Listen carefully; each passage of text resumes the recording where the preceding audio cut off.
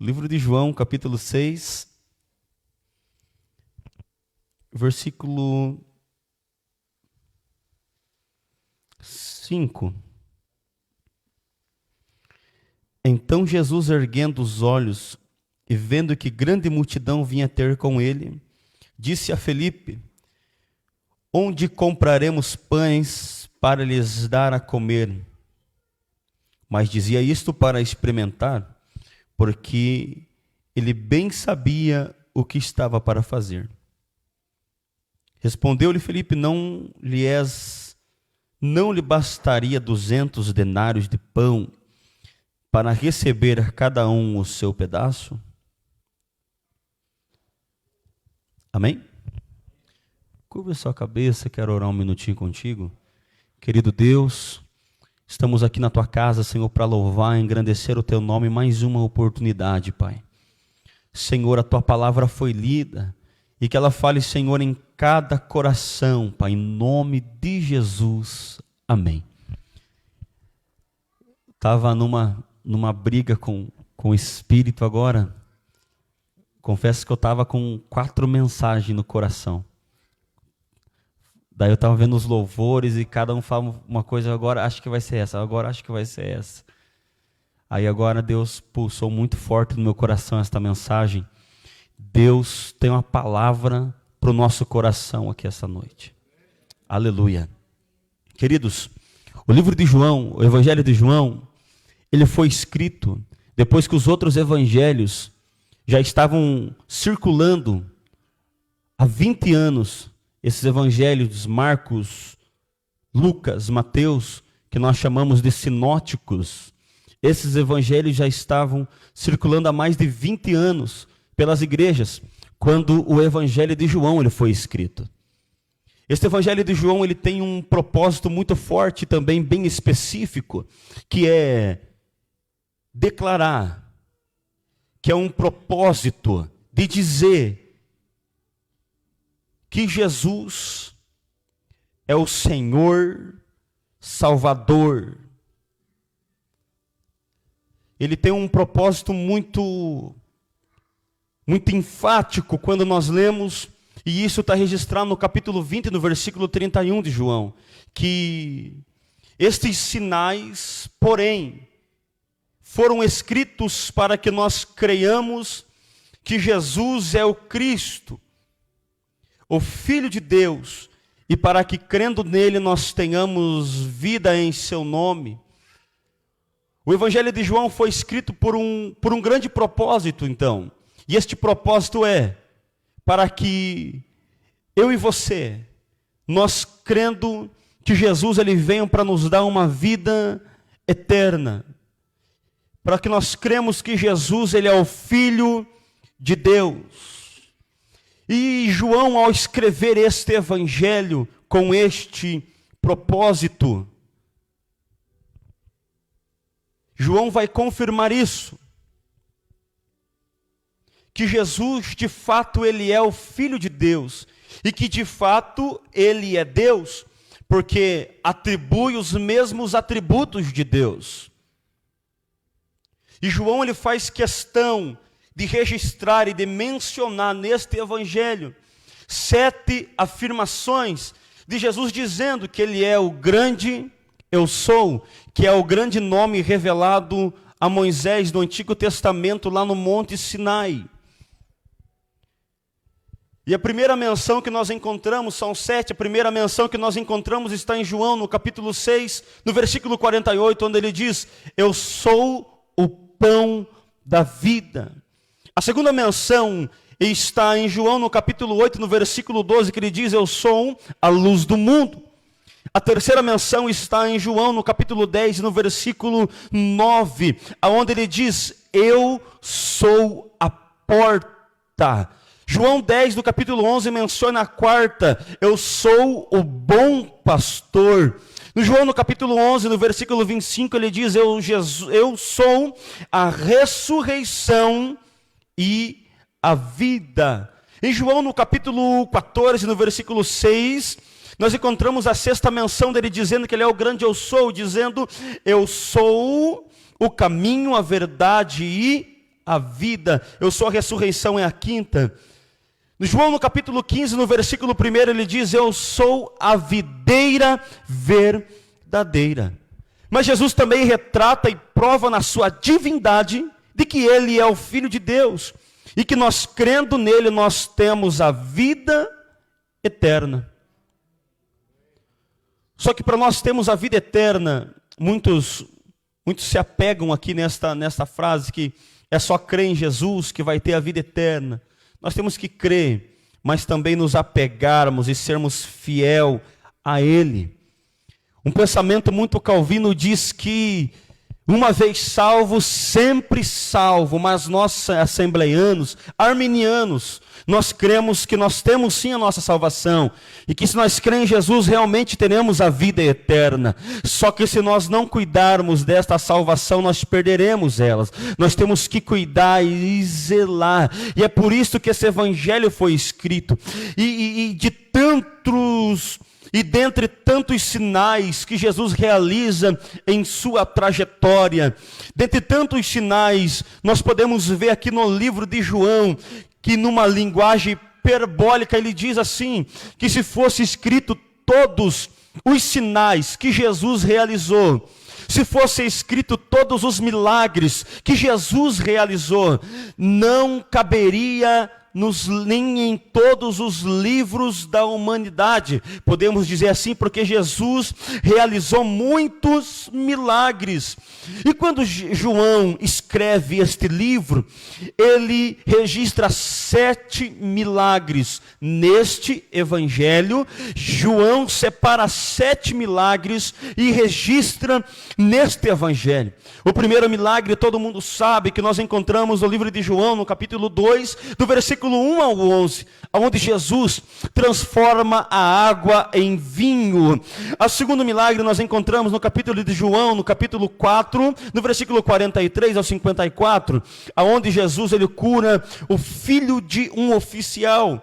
O terceiro milagre nós encontramos em João, no capítulo 5, do 1 ao 18, aonde Jesus cura aquele paralítico de Betesda. O quarto milagre ao qual nós vamos meditar essa noite, no João capítulo 6, do 1 ao 15, a multiplicação dos pães e dos peixes. No João, no capítulo 6, do versículo 16 ao 20, nós vamos encontrar o quinto milagre de Jesus. Jesus andando por cima das águas. E o sexto milagre está registrado no Evangelho de João, no capítulo 9, do versículo 1 ao 12. Nós encontramos Jesus curando aquele cego de nascença. E por último, João no capítulo 11, do 1 ao 45, nós encontramos Jesus realizando o milagre do seu grande amigo Lázaro. Então, este milagre que nós acabamos de ler, ele foi o quarto milagre de Jesus registrado neste evangelho. E como é que aconteceu este milagre? Os outros evangelhos também relatam este milagre, que aliás, este milagre é um dos milagres mais públicos de Jesus Cristo. Porque ali tinha 5.000 pessoas, isso não era contado nem as mulheres e nem as crianças. Segundo o historiador John Carson, ele acredita que este milagre foi realizado para mais de 20.000 pessoas, contando com homens e homens, mulheres e crianças. E tem um outro fato importante de ser mencionado: este milagre é o único milagre que é mencionado nos 4 evangelhos sinóticos: Marcos, Lucas, Mateus, João. O único milagre registrado nos 4 evangelhos. O fato é que quando Jesus está realizando este milagre, ele acaba de receber uma notícia muito trágica. Qual notícia é essa? O primo dele e precursor do seu caminho, João Batista, tinha acabado de ser degolado. Tinha acabado de ser morto pelo aquele endemoniado do Herodes. Jesus está realizando este milagre, recebeu a notícia de que seu primo foi morto por Herodes o Antipas, e além desta notícia trágica, os outros evangelhos sinóticos, eles relatam que a agenda de Jesus era muito corrida. Jesus não parava, os discípulos não paravam, eram muitos milagres, as pessoas iam muito atrás de Jesus, o que não sobrava muito tempo para se alimentar. E é nesta conjectura de fatos e situações que Jesus pega os seus discípulos para se retirar, em uma forma de descanso. Embarca no barco e está atravessando o lago. Só que a multidão, vendo que Jesus está indo, ela vai e antecipa aonde Jesus está chegando. Jesus está se retirando para uma espécie de descanso com os seus discípulos, porque a agenda deles era muito corrida. Só que a multidão antecipa Jesus. Só que Jesus não despede eles, porque Jesus não despede ninguém de mão vazia. E os outros evangelhos, chamados sinóticos, nos mostram algumas coisas que aconteceram. No livro de Mateus, no capítulo 14, no versículo 14, Mateus diz assim: Jesus curou os seus enfermos. No capítulo de Marcos, no capítulo 6, no versículo 34, Marcos nos diz que Jesus, movido de compaixão, Jesus olhou para eles como ovelhas sem pastor. O livro de Lucas, no capítulo 9, versículo 11, a Bíblia, ele nos menciona dizendo que Jesus ensinou a eles o reino dos céus. Jesus estava cansado, estava se retirando para tirar um descanso, só que ao ver a multidão, ele é movido de compaixão, cura os enfermos, prega a palavra para eles, e estende a sua mão e ensina o reino de Deus. Mas é aí que os discípulos indagam Jesus. Jesus, nós temos que despedir essa multidão, já é tarde, já está anoitecendo, o sol já está se pondo, e eles têm que voltar para casa para comer. E no versículo 5 do capítulo 6 de João, Jesus agora faz uma pergunta para Felipe: onde nós vamos comprar pão para dar de comer a tanta gente? Só que a Bíblia diz que Jesus faz isso para testar Felipe, porque ele já sabia o que ia fazer. Ele já sabia, já estava tudo programado o que ele iria fazer.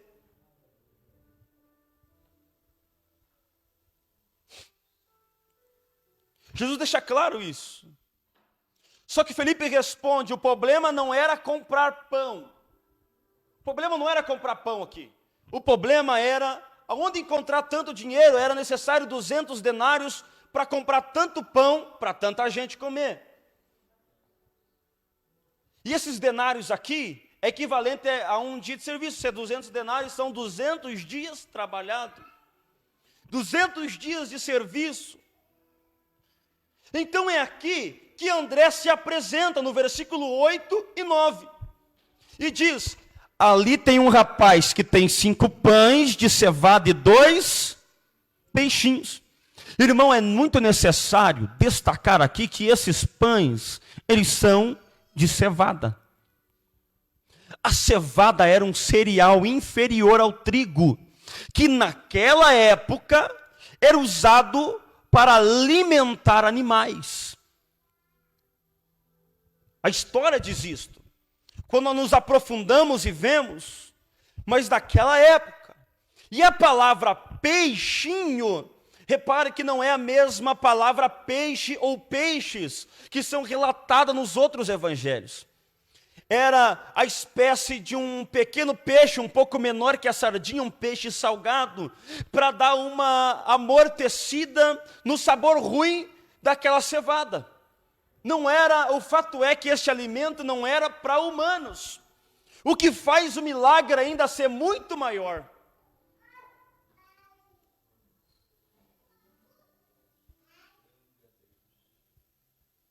Só que da mesma maneira que Felipe, ele vem, André se apresenta e vem trazendo para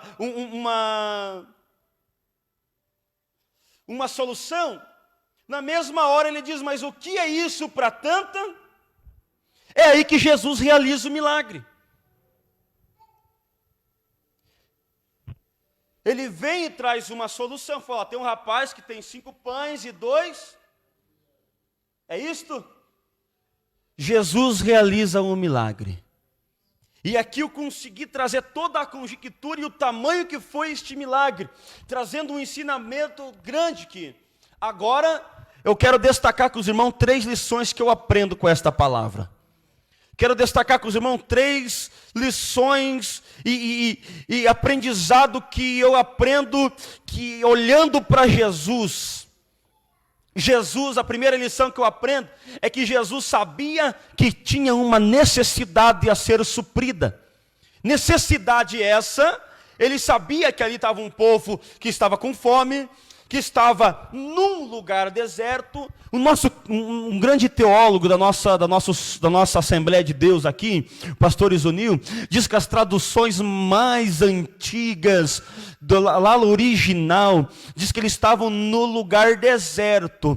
A Bíblia mais atual diz que é num lugar deserto, mas o fato é que se ele estivesse num lugar deserto, existe 2 milagres aqui, porque eles se assentam na relva para ver Jesus realizar um milagre, ou se for num lugar deserto, mas correndo, só para tirar um pouquinho para tirar mais um pouquinho de informação, Jesus sabia que tinha um milagre a ser suprido. Os discípulos querem despedir a multidão, só que Jesus, ele está vendo que vai realizar um milagre.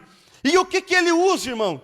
Ele usa uma criança que está ali com 5 pães e 2 peixinhos, o que não era provável. A criança estava carregando uma alimentação que na época era para dar para animais. Só que Jesus, olhando aquela situação, Jesus diz, eu sou especialista em fazer milagre, irmão.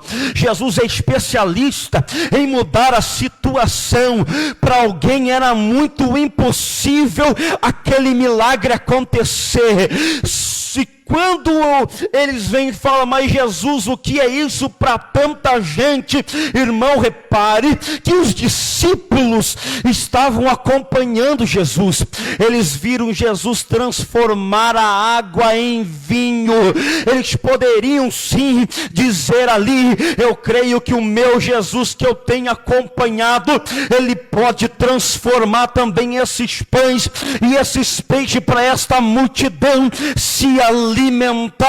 E o que Jesus está dizendo para nós aqui esta noite é, eu posso realizar um milagre independente da situação. Pode ser improvável, mas eu gosto de agir no improvável. Eu gosto de agir naquilo que ninguém dá nada. Talvez um menino ali pequeno, todo mundo menosprezando, Jesus dizendo, eu vou usar esse rapaz aí para realizar um grande milagre. O que Jesus está querendo dizer aqui, que pode até ser improvável, pode até ser impossível, mas Jesus não trabalha com matemática, ele trabalha com milagre. Jesus trabalha no impossível, e milagre é o que ele faz. E ele está dizendo para alguém aqui esta noite, pode até ser improvável, alguém pode até dizer não tem como, e não tem jeito, sair nada daí, e Jesus está dizendo, eu gosto de agir no improvável, mas Senhor, eu não sei cantar, mas Senhor, eu não sei pregar, mas Senhor, eu não sei. Jesus está dizendo, eu gosto de trabalhar para confundir, eu gosto de entrar na cena para dizer que eu sou um Deus todo poderoso. Quem ela subica na Arábia, levanta sua mão irmão, que eu tenho uma profecia para a tua vida. No improvável Ele vai agir, porque Jesus gosta de agir no improvável. Jesus gosta de agir quando as pessoas desacreditam. Jesus já está dizendo: eu sei a maneira que vou trabalhar, eu sei da maneira que vou fazer, eu sei da maneira que a porta vai abrir, eu sei da maneira que eu vou te levantar, eu sei da maneira que eu estendo a mão. Jesus está dizendo para alguém aqui: pode ser improvável, pode ser impossível, mas quando eu entro em ação, não há quem possa impedir. É improvável, mas é escolhido. Não é para alimentar pessoas, mas Ele transforma no melhor pão que a humanidade já viu. Alguém está dizendo: Jesus, quando transformou a água em vinho, o mestre Sala disse: olha, o normal é dar primeiro o vinho bom, mas você trouxe o melhor vinho para o final. Então eu posso dizer que este pão aqui é o melhor pão da face da terra. Foi transformado para uma multidão, e o peixe, que era um peixinho, que não era nem a sardinha, era só para dar um gosto, se transforma no melhor peixe que a humanidade já experimentou na terra. O que Jesus está dizendo para alguém aqui é que o milagre vai ser tão grande, que a providência vai ser tão grande, que você vai se espantar, porque Ele gosta de agir no improvável. Tem o melhor pão para você, tem o melhor peixe para você. Jesus tem o melhor para nós aqui nesta noite. Aleluia. Pode até ser improvável, irmão. Pode até ser improvável, meu Deus pode fazer de você um pregador da palavra. Pode até ser improvável, mas Deus pode fazer você uma levita na casa do Senhor. Pode até ser improvável, mas o Senhor pode te fazer um obreiro, uma obreira na casa do Senhor. Pode até ser improvável, mas o Senhor pode ir lá e resgatar e colocar aqui para pregar a palavra para o nome dele ser engrandecido. Pode até ser improvável, mas Jesus vai, tira do lixão, tira da rua, tira da onde for e coloca aqui para dizer que Ele é Deus, e Ele é o Deus que transforma. Ele é o Deus que transforma. A segunda lição que eu aprendo aqui, mas que Jesus ele tem visão. Ele sabe o que ele vai fazer. Jesus sabe o que vai, irmão, fazer. Ele sabe o que vai fazer. João, capítulo, aqui nós voltamos um pouquinho para trás aqui no João, no capítulo 5. Quando Jesus pergunta no 6, Jesus pergunta para André, já sabendo o que vai fazer, eu consigo voltar para trás aqui no capítulo 5, quando Jesus cura o paralítico de Betesda. No versículo 6, a Bíblia diz assim: Jesus vendo e sabendo que ele estava assim há muito tempo. Só que Jesus tinha 33 anos, o homem tinha 30 aí. E se entrarmos na história, em toda aquela conjectura de leis do passado, esse homem poderia ter até 43 anos. Se é de nascença, ele tinha 43 anos. Porque os pais cuidavam até os 5 anos de idade, depois tinham que... Era lei, aquele tempo era lei. Se não era de nascença, estava há 38 anos enfermo. O fato é que, se são 38 anos, Jesus tem 33, são 5 anos de diferença. Ou, pela história, são 10. Só que no versículo 6, a Bíblia diz: Jesus vendo e... Jesus já sabia, irmão, como estava assim há muito tempo. A explicação que eu tenho aqui é que Jesus já estava analisando a história dele antes mesmo de Jesus descer, irmão. Jesus já estava programando o milagre dele. E quando nós andamos aqui na frente no capítulo 6, se confirma mais uma vez, Jesus só estava perguntando para aquele rapaz, para André, já estava perguntando para ele porque já estava sabendo o que iria fazer. Jesus a mesma coisa está falando comigo e com você aqui esta noite. Eu já sei o milagre que eu vou realizar. Eu já sei a bênção que eu vou lhe entregar. Eu já sei o que já está tudo preparado. Jesus só está testando a nossa fé. Qual é a tua fé aqui essa noite? Ele só está testando a tua. Ei, eu posso fazer. Eu posso realizar o milagre. Eu posso abrir a porta, eu posso levantar, eu posso fazer. Jesus já está dizendo, perguntando, mas já sabendo o que vai fazer, porque Ele conhece a nossa história. E o que Jesus manda eu dizer para você aqui neste momento é dizer assim, que Ele tem visão, Ele já sabe que você está precisando há muito tempo, Ele já sabe que há muito tempo você vem precisando deste milagre, Ele já sabe que há muito tempo você vem buscando e orando, e Ele pergunta para alguém aqui esta noite, eu tenho um milagre para realizar na tua vida, você crê, você tem fé, testa a tua fé aí, meu irmão, aleluia, você tem que ter fé para Jesus Cristo realizar o milagre,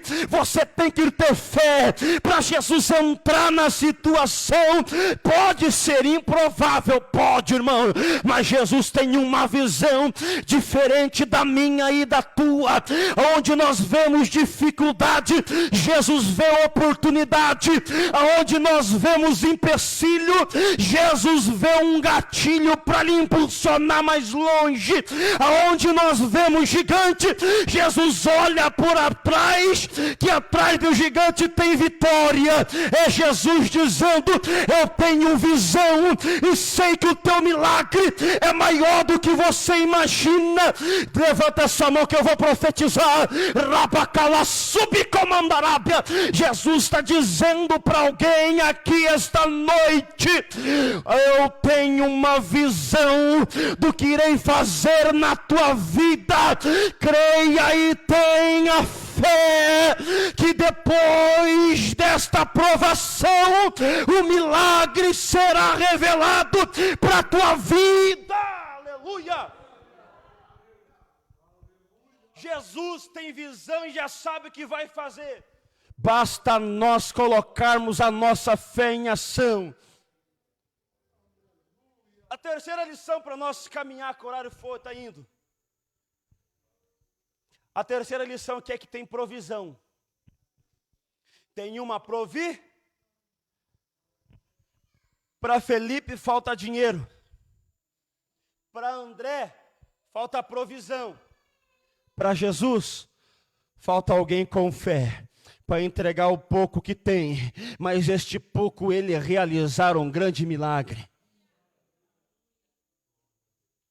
Para Jesus, ele só precisa de uma criança com 5 pães e 2 peixinhos, que talvez era para alimentar um burrinho que ele tinha, que fazia parte para sustentar a família, mas ele vem e entrega tudo que ele tem na mão de Jesus, ele vem e entrega tudo que ele tem e entrega para Jesus, é Jesus dizendo, pode ser pouco, mas entrega tudo que você tem, é como aquela mulher, que a viúva, que vai e entrega aquela oferta, é pouco, mas é de coração, era tudo o que ela tinha.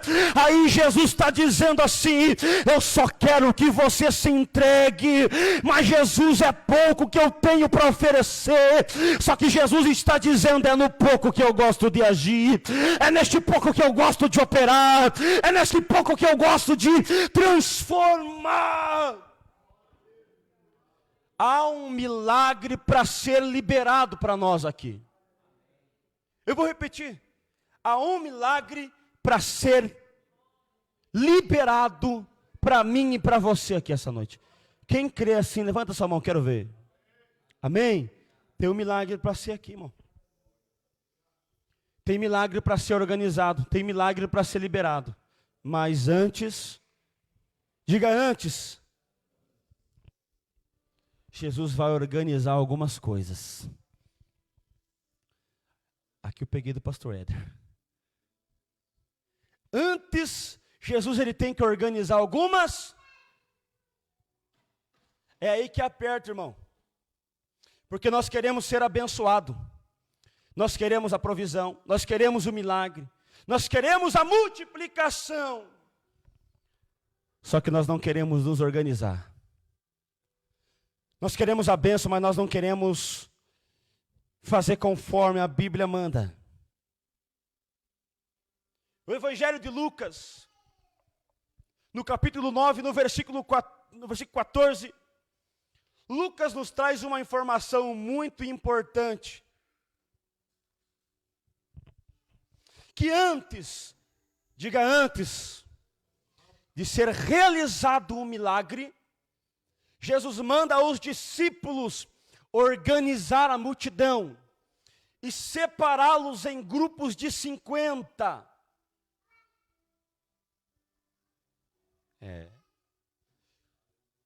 No Evangelho de Marcos, nos traz uma informação um pouco mais além. Diz que foram separados em grupos de 100 e de 50. Quem é que organizou? Quem é que organizou, irmão? Os discípulos. Sabe quem que ajuda a organizar muitas coisas? Os nossos pastores.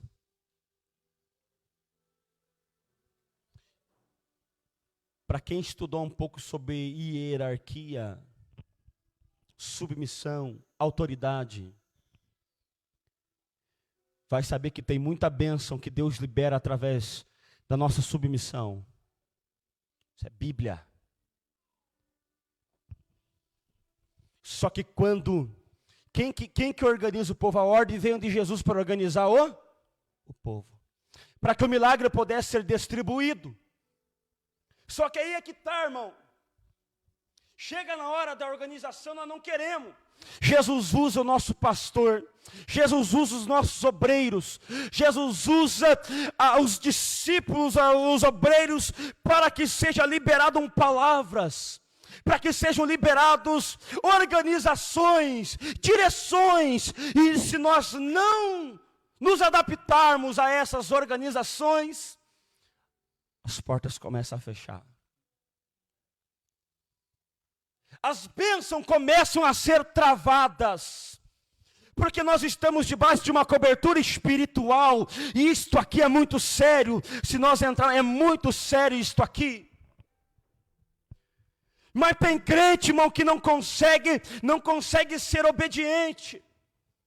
Se o pastor falar um milho, se um pedacinho, já é motivo para sair da igreja. Já fica 3, 4, 5 cultos sem vir para a igreja. Porque o pastor falou algo que não gostou. Porque o obreiro falou algo que não gostou. Mas quando nós vemos Jesus dizendo para os discípulos, vai e organize a multidão, não vemos em nenhum relato na Bíblia a multidão dizendo, eu não vou me organizar.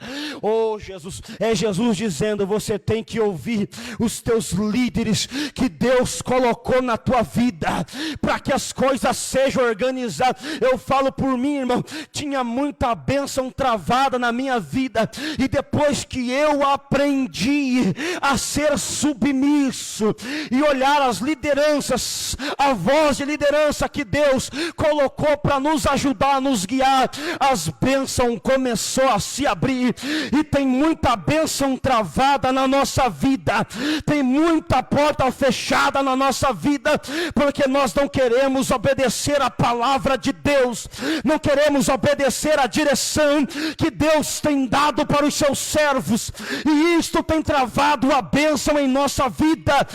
Isto se chama hierarquia, e no mundo espiritual tem muito peso.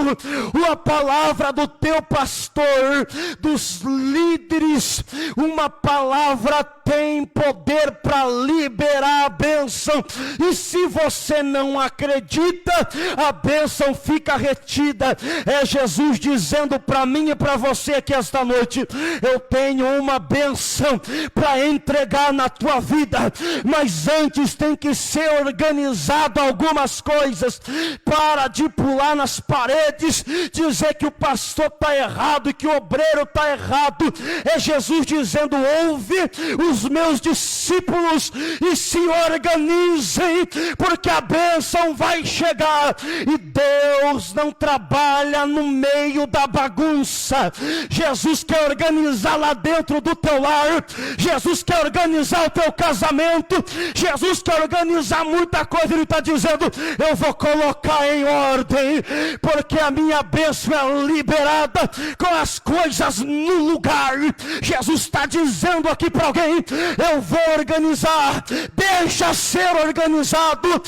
Ouve a voz dos meus pastores que coloquei para pastorear vocês. Se organizem e a bênção será repartida para todos, e a bênção será entregue para todos. Tem um grande milagre da parte de Jesus para ser liberado para a nossa vida, mas Jesus está dizendo: eu quero organização.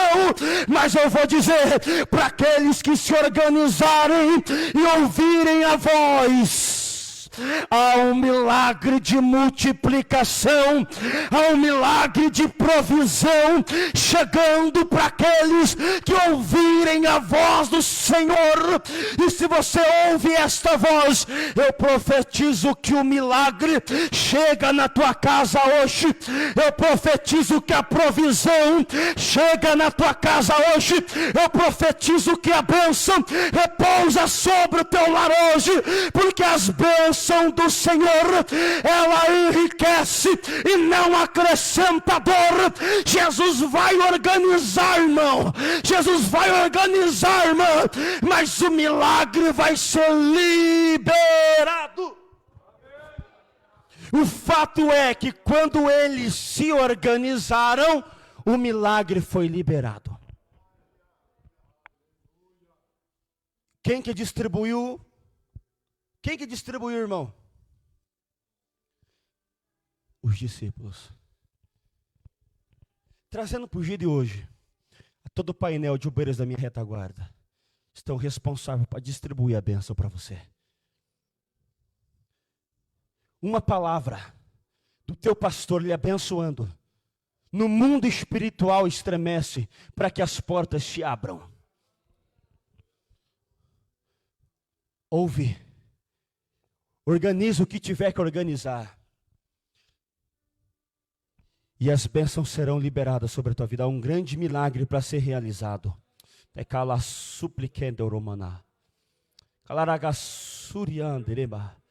Tem alguém me ouvindo ali? Você ficou bravo com o pastor, porque o pastor te deu uma orientação, e você achou que o pastor estava errado. Mas esse teu relacionamento é que está errado. E o Senhor está dizendo: organiza a tua vida para que a bênção seja liberada para você. O Senhor me fala, lá subcanarabia, pode organizar. Ouça a voz dos meus líderes que coloquei sobre esta nação, e a bênção será liberada para pessoas aqui.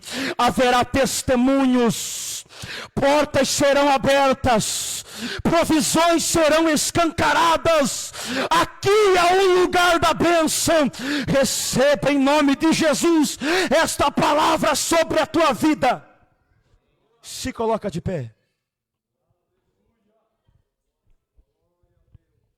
O fato é que depois que o povo se organizou, Jesus operou um milagre e os discípulos saíram distribuindo pães e peixes. Deus tem o melhor para você aqui essa noite. Jesus tem o melhor para você aqui essa noite. Senhor, eu quero te agradecer por esta palavra, Senhor, que o Senhor colocou em meu coração. A tua palavra, ela tem endereço e ela acha guarita. E ela também nunca volta vazia. Que o teu Espírito Santo, Senhor, repouse sobre cada lar. O Espírito Santo me falou que a igreja recebeu a palavra. O Espírito Santo falou que a igreja recebeu a palavra. E a bênção da multiplicação e da provisão está repousando sobre a igreja Assembleia de Deus do Parque das Graças. Portas serão abertas. Toma posse do milagre da providência, irmão. Oh, glória a Jesus. Deus abençoe mesmo, Jesus. Confirma o milagre, confirma a benção, a vitória, em nome de Jesus. Amém. Pode ser.